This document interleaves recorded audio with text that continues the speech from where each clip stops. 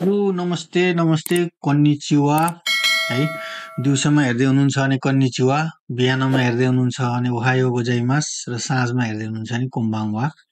हामीलाई विगत केही दिनदेखि हामीले हिरागाना काताकाना र हिजो चाहिँ हामीले तेन तेन र मारु भन्ने अक्षरहरू पनि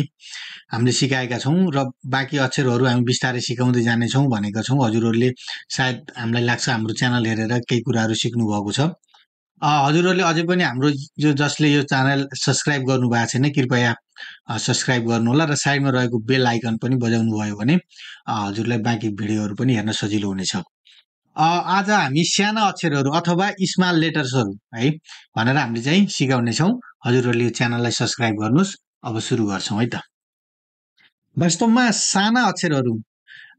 जापानिज वर्णमालामा हामीले पढ्यौँ 46वटा अक्षरहरू हुन्छन् हिरागाना 46वटा काताकाना 46वटा भनेर पढ्यौँ त्यसमध्ये फेरि तेन तेन लागेको अक्षरहरू 20वटा र मारु लागेको अक्षर 5वटा भरेर हामीले लास्ट भिडियोमा सिकिसकेका छौँ त्यो बाहेक चाहिँ साना अक्षरहरू हुन्छन् जसलाई चाहिँ हामीले आधा अक्षर पनि भन्ने गर्छौँ तर खासमा चाहिँ आधा अक्षर नभएर सानो अक्षरहरू हुन् साइजमा चाहिँ अरू अक्षरभन्दा सानो अक्षरहरू सानो साइजमा चाहिँ आउँछ सेन्टेन्सहरूमा अथवा शब्दमा ती अक्षरहरूलाई चाहिँ हामीले साना अक्षरहरू स्मल लेटर्स अथवा आधा अक्षर पनि भनेर हामीले बुझ्ने गरेका छौँ है जापानिज वर्णमालामा सामान्यतया जापानिज वर्णमालामा 46वटा अक्षरहरू हुन्छन् र त्यो 46वटा अक्षर मध्ये जम्मा 4वटा अक्षरहरू मात्रै चाहिँ हाम्रो चाहिँ के हुन्छ नि त 46वटा लेटर्स मध्ये हाम्रोमा चाहिँ जम्मा के हुन्छ नि त 4वटा लेटर्स अथवा 4वटा अक्षर मात्रै के हुन्छ नि त आधा हुन्छन् है आधा भनेर बुझ्नुहुन्छ भने आधा हुन्छन् अथवा साना अक्षर हुन्छन् भनेर बुझ्नुहुन्छ भने साना अक्षर हुन्छन् है जम्मा 4वटा ती अक्षरहरू कुन कुन हुन् त हेर्नुहोस् त एउटा या है एउटा या अर्को छ यु अनि अर्को छ यो है यो याको लाइन या यु र यो है तीनवटा अक्षर यिनी र अर्को छ ताको लाइनको चु भन्ने लेटर है चु भन्ने अक्षर जम्मा यिनी 4वटा अक्षर मात्रै जापानिज वर्णमालामा सानो हुन्छन् है आधा भनेर बुझ्नुहुन्छ भने आधा नै भने सानो अक्षरहरू भएर आउँछन् कहिलेकाहीँ काताकानाको सानो अक्षरहरू पनि भेटाउनुहुन्छ तपाईँले अरू अरू अक्षरहरू पनि तर त्यो चाहिँ इङ्ग्लिसलाई डाइरेक्ट जापानिजमा ट्रान्सलेट गर्दाखेरि चाहिँ कहिलेकाहीँ त्यस्तो हुन आएको तर त्यतातिर अहिले केही दिमाग नलगाउनुहोस् हजुरले नर्मली चाहे यो हिरागाना होस् चाहे काताकाना होस् जापानिज वर्णमालामा 4वटा अक्षरहरू सानो हुन्छ भनेर बुझ्नुहोस् र ती अक्षरहरू के हुन् त या यु यो र चु है लेखाइमा केही फरक छैन यिनै हुन् लेख्ने तरिका उयो तर अरू अक्षर भन्दा हल्का साइजमा सानो भएर आउँछ र यदि सानो भएर आयो भने चाहिँ यसको उच्चारण प्रोनाउन्सिएसन चाहिँ के हुन्छ त हल्का चेन्ज हुन्छ है बुझ्नुभयो आउनलाई सानो भएर सेम अक्षर आउँछ तर त्यसको उच्चारण गर्ने तरिका प्रोनाउन्सिएसन चाहिँ के हुन्छ त फरक हुन्छ आज हामी यही विषयमा सिक्नेछौँ यदि है यो अक्षरहरू सानो आयो भने कसरी उच्चारण गर्ने त है हेर्नुहोस् त यदि या यु यो है जसले हिरागाना अझै कम्प्लिट गर्नु भएको छैन उहाँहरूलाई यो अक्षर पढ्न पनि गाह्रो होला नेपालीमा भन्दा यो अक्षर चाहिँ या यो यु र यो चाहिँ यो भन्ने अक्षर है या यु र यो सानो छ भने है यदि या यु यो सानो छ भने यी अक्षरहरू पुरा र यी अक्षर भन्दा अगाडि आउने अक्षरहरू चाहिँ के हुन्छन् त आधा उच्चारण गरिन्छ भने है एकचोटि दोहोऱ्याएर हेर्नुहोस् है यो भिडियोलाई चाहिँ पुश गरेर अथवा कापीमा टिप्ने हो कि एकचोटि पुश गरेर हेरेर मजाले टिपेर यसलाई चाहिँ एकदम बुझ्नुहोस् है यो बुझ्नुभयो भने धेरै पढ्नु पर्दैन है खालि घोकेर मात्र क्या क्यु क्यो स्या स्यु स्यो भन्दा धेरै स्टुडेन्टहरूले घोकेर पढ्ने गर्नुहुन्छ तपाईँले यो कुरा बुझ्नुभयो भने घोक्नु पर्दैन है जसले घोक्नुहुन्छ त्यति मात्रै बुझिन्छ जसले बुझ्नुहुन्छ उहाँले चाहिँ सबै कुराहरू जान्नुहुन्छ घोक्नु पर्दैन है त्यही एकदम बुझेर पढ्ने गर्नुहोस् फेरि अझै एकपटक भन्छु यदि या यु यो सानो छ भने यी अक्षरहरू पुरा र यी अक्षर भन्दा अगाडि आउने अक्षर आधा उच्चारण गरिन्छ है अब यो भनेर अलि नबुझ्नुलाई इक्जाम्पल हेरौँ जस्तै यो अक्षर आयो हो अगाडिको अक्षर के हो त कि हो हैन यो कि हो यो अक्षर चाहिँ के हो त या हो। यो या चाहिँ के छ त सानो भएर आएको छ हो यो अक्षर जस्तै कि क्या लेख्दाखेरि यो अक्षर चाहिँ के भयो कि अनि यो पछाडिको अक्षर चाहिँ या चाहिँ के भयो त सानो भएर आयो। यदि यस्तो भयो भने कसरी उच्चारण गरिन्छ भनेर मैले सिकाएँ नि त माथि। यदि या यो सानो छ भने यदि यो अक्षर सानो छ भने चाहिँ के हुने भयो त यो यी अक्षरहरू पुरा जस्तै या छ नि यो यालाई चाहिँ पुरा र यो या भन्दा अगाडि आउने अक्षर चाहिँ आधा भनेको किको आधा के हुने भयो त आधा क हुने भयो। त्यही भएर क्या भनेर उच्चारण हुने हो होइन क्या भन्ने हुने भयो। बुझ्नुभयो? अझै बुझ्नु भएन? अझै एउटा हेरौँ है। ल यसमा चाहिँ यु सानो भयो होइन। यदि यु सानो भयो यदि या यो रुल चाहिँ सेम हुन्छ है। यो यु सानो भयो भने के हुने भयो त पछाडिको अक्षर चाहिँ पुरा होइन यी अक्षरहरू चाहिँ पुरा हुने भयो। जुन अक्षर सानो भयो त्यो अक्षर चाहिँ पुरा र यी अक्षर भन्दा अगाडि आउने अक्षर चाहिँ आधा भनेपछि आधा क आउने भयो होइन। यो नि के हुने भयो त यो क्यु हुने भयो होइन। यो अक्षर चाहिँ क्यु हुने भयो। अनि यस्तै गरी हेर्नुहोस् त यो अक्षर यदि यो अक्षर यदि या सानो भयो भने है बुझ्नुभयो। यदि यो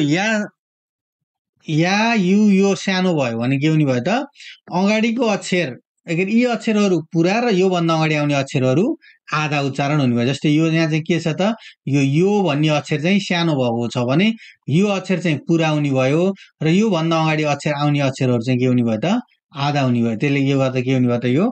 क्यो हुने भयो। बुझ्नुभयो? अझै अर्को हेरौँ तल हेरौँ त म अर्को सिकाउँछु। यदि सीको पछाडि सानो या आयो भने के हुने भयो त या चाहिँ पुरा है यो अक्षर चाहिँ पुरा हुने भएन। यो अक्षर चाहिँ पुरा लेख्ने भयो। त्यो भन्दा अगाडि आएको अक्षर सी छ यो सीलाई चाहिँ के गर्नुपर्ने भयो त आधा लेख्न पर्ने हो। के हुने भयो यो स्या हुने भयो है। अर्को छ सीको पछाडि यु यदि सानो भएर आएको छ भने के हुन्छ अब आफै विचार गर्नुहोस् एकचोटि सोच्नुहोस् त। यदि या यो सानो छ भने यी अक्षरहरू पुरा भनेपछि यो अक्षर के हो त यु हो। यु चाहिँ पुरा र योभन्दा अगाडि आउने अक्षर चाहिँ आधा भनेपछि आधा स हुने भयो। त्यही भएर के हुने भयो त यो स्यु हुने भयो है। हजुरहरूले अब केही अन्त दिमाग लगाउनै परेन। यदि या यो सानो देख्नु भएको छ भने यदि या यो सानो देख्नु भएको छ भने यी अक्षरहरू पुरा उच्चारण गरिदिने र योभन्दा अगाडि आएको अक्षर चाहिँ के गर्ने त आधा उच्चारण गरिदिने सिद्धिहाल्यो। हजुरलाई एउटा बोनस पोइन्ट यदि या यो सानो छ र यसको अगाडि चाहिँ अरू कुनै अक्षर आउँछ भने त्यो भनेको चाहिँ ई साउन्ड भन्ने मात्रै आउँछ है अरू साउन्ड आउँदैन। जस्तै ई साउन्ड भनेको के हो भन्नुलाई एकचोटि हेर्नुहोस् त यहाँ हामीले हिरागाना पढ्दाखेरि आ इ उ ए ओ भनेर पढ्यो होइन। त्यसको तलपट्टि चाहिँ का कि कु के को पढ्यौँ। जापानिज वर्णमाला 46वटा अक्षर मध्ये चाहिँ साउन्डहरू 5वटा हुन्छन् है। जस्तै यो आ साउन्ड ई साउन्ड उ साउन्ड ए साउन्ड र ओ साउन्ड भनेर 5वटा साउन्ड हुन्छ। जस्तै तलको अक्षरहरू हेर्नुहोस् त का भने पनि अन्तिममा के आउँछ त आ भन्ने नै उच्चारण हुन्छ। का सा ता जे भने पनि आ नै उच्चारण हुन्छ। उच्चारण गर्दाखेरि अन्तिममा आ साउन्ड आउँछ आ उच्चारण हुन्छ। जस्तै यो लाइनको हेर्नुभयो भने हजुरले जति पनि जसै जुन अक्षर उच्चारण गरे पनि अन्तिममा के आउँछ त ई भन्ने साउन्ड उच्चारण हुन्छ। कि सी ची है। यसमा चाहिँ उ भन्ने साउन्ड उच्चारण हुन्छ होइन। कु सु चु जे भने पनि तपाईँको उ भन्ने अक्षर चाहिँ उच्चारण हुन्छ। यस्तै ए साउन्ड ओ साउन्ड। त्यस्तै अहिले मैले बुझाउनु खोजेको ई साउन्ड है अन्तिममा ई साउन्ड आउने अक्षर हो। जस्तै के हुने भयो त कि सी ची नि हि मी री अन्तिममा यी आउने अक्षरहरू मात्रै के गर्छन् त यो या योको अगाडिपट्टि आउँछ। जस्तै यहाँ कि आएको छ होइन यहाँ सी आएको छ। अरू अक्षरहरू प्राय आउँदैनन् है। अरू अक्षरहरू प्राय आउँदैनन्। प्राय अगाडि चाहिँ ई साउन्ड गरेका अक्षरहरू मात्रै प्राय बढी आउने गर्छन् है या योको अगाडि। बुझ्नुभयो? र यदि या यो अगाडि सानो छ भने यी अक्षरहरू पुरा र योभन्दा अगाडिको अक्षरहरू आधा उच्चारण गर्ने भनेर हजुरले सिक्नुभयो होइन। र अब अर्को छ चु भन्ने अक्षर है। 4वटा अक्षर मध्ये 3टा अक्षर त सिक्नुभयो। अब बाँकी रहेको एउटा अक्षर चु भन्ने अक्षर है। यदि चु सानो छ भने है चु यो हिरागानाको अथवा काताकानामा पनि सेम रुल हुन्छ यो चाहिँ चु हो हैन यदि चु सानो छ भने चु भन्दा पछाडि आउने अक्षरको आधा अक्षर चुको ठाउँमा उच्चारण गरिन्छ हैन जस्तै हेर्नुस् त ल यहाँ इ अगाडिको अक्षर के हो त इ हैन यो अक्षर चाहिँ इ हो अनि यो बीचको अक्षर चाहिँ चु हो हैन यो चु चाहिँ सानो भएर आछ यो चाहिँ चु हो अनि यो चाहिँ के हो त कि भन्ने अक्षर हो हैन अब हामीले के अब इ चु कि हुनुपर्ने हैन खास रुलमा चाहिँ के हुनुपर्ने त रुलमा भन्नाले हिरागानामा चाहिँ यहाँ के हुनुपर्ने इ चु कि हुन भनेर पढ्नु पर्ने हैन यसलाई तर त्यस्तो हुँदैन तर चाहिँ के भयो भने यदि चु सानो छ भने यहाँ चु सानो छ भने के हुने भयो त चुको ठाउँमा पछाडि आउने अक्षरको आधा अक्षर उच्चारण हुन्छ भनेपछि यो चुको ठाउँमा चाहिँ के उच्चारण हुने भयो त पछाडि आउने अक्षर किको आदि के हुने भयो त आदि क हुने भयो त्यसपछि यसलाई चाहिँ के भनेर उच्चारण गर्ने भयो इक्की भनेर उच्चारण हुने भयो है इक्की हुने भयो त्यस्तै अर्को हेर्नुस् त यहाँ हेर्नु जा यो जा भन्ने अक्षर हिरागानाको अनि यो चु अर्को छ सी यदि चु सानो भयो भने खास यो जा चु सी हुनुपर्ने चु सानो भएपछि के हुने भयो त यो जासी भनेर यो पछाडिको अक्षरको आधा अक्षर यो सी को आधा स चाहिँ के भयो त चुको ठाउँमा उच्चारण भयो है बुझ्नुभयो फेरि एकचोटि रि गर्नुस् यो भिडियोलाई अगाडि सारेर फेरि ब्याक गरेर फेरि हेर्नुस् यदि चु सानो छ भने चु भन्दा पछाडि आउने अक्षरको आधा अक्षर चुको ठाउँमा उच्चारण गर्ने भनेर बुझ्नुस् त्यसपछि पछाडि कुन अक्षर आउँछ अगाडि कुन अक्षर आउँछ कस्तो ठाउँमा चु आउँछ सोच्नै परेन हजुरले यदि चु सानो देख्नुभयो भने चुको ठाउँमा पछाडिको अक्षरको आधा अक्षरलाई चाहिँ राखेर उच्चारण गरिदिनुस् सकिहाल्यो जस्तै यता हेर्नु त इ सानो ची सरी चु अनि को हैन बुझ्नुभयो अब के हुने भयो त इचुको हुनुपर्ने नि तर नभएर यदि चु सानो भयो भने पछाडिको अक्षरको आदि अक्षर हाल्ने अरू अक्षर हैन केही नगर्ने इ पछाडिको आदि क आउने भयो अनि को हुने भयो इको हुने भयो हैन यस्तै अर्को छ इ सानो चु सा इ इसाई हुने भयो हैन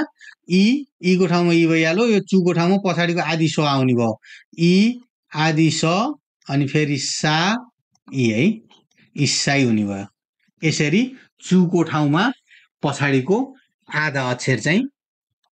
आउने भयो बुझ्नुभयो आधा अक्षर यदि बुझ्नु भएन भने यो भिडियोलाई 2-3 चोटि दोहोऱ्याएर हेर्नुस् र कापीमा टिपेर आफूले अक्षरहरू सिकेका अक्षरहरूलाई चाहिँ प्र्याक्टिस गर्दै गर्नुस्